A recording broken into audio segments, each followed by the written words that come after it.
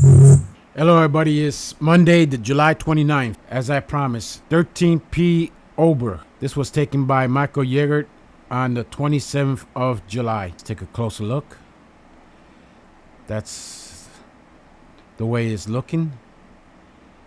It's in the constellation Ursa Major. On the 25th, it was located underneath the paw of the bear. Here's a little history of that constellation. The Big Dipper itself is a part of the constellation Ursa Major, or Ursa Major, Latin for the Greater She-Bear, the third largest constellation in the sky.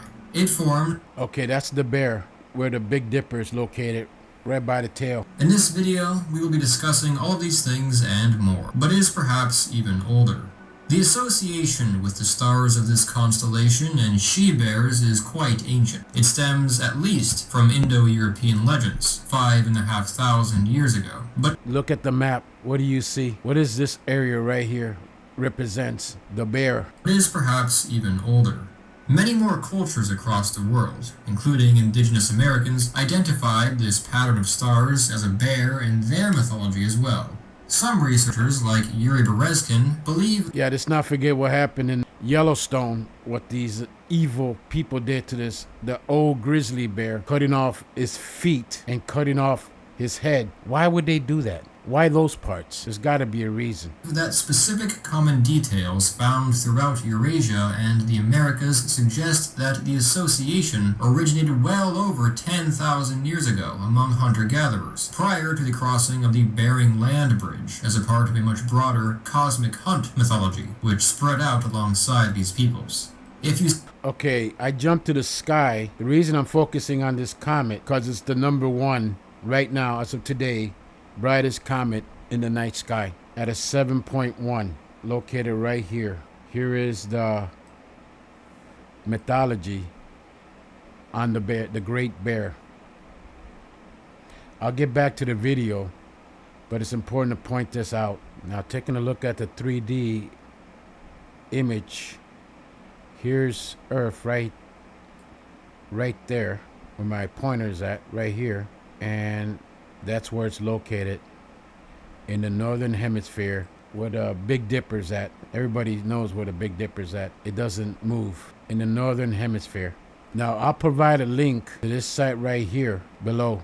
But according to a popular version of the legend, the story begins with Zeus, king of the gods. He became infatuated with a nymph, a divine spirit often associated with nature, named Callisto. Zeus went to visit her one night, disguised as the goddess Artemis, to whom Callisto had sworn a vow of chastity to lure her. Callisto, fast forward. Poseidon, to forbid mother and son from ever entering the waters of the earth, and thus neither constellation sets below the horizon throughout much of, though as we now know, not all of, the northern hemisphere. Indeed, Ursa Major is a circumpolar constellation, meaning... A lot of history here, a lot of history. I just gotta fast forward because of the copyrights. But in the end, there's a story here. Who followed the drinking gourd northwards to areas where slavery had been outlawed, so that Zeus would never find her attractive again. Callisto was then cast off into the forest to live her life in this new form. She avoided humans as much as possible, out of fear of being killed, but one day, she encountered a hunter in the forest. The hunter was her own son, Arcas. Arcas prepared to slay her, but at the last moment, Zeus intervened to prevent a tragedy. He placed Callisto and their son among the stars, so that they would be able to live together for eternity. Callisto becoming Ursa Major, and Arcas becoming Ursa Minor, the lesser bear, located right by her. That her decision had been tampered with, arranged for Poseidon to forbid mother and son from ever entering the waters of the earth, and thus...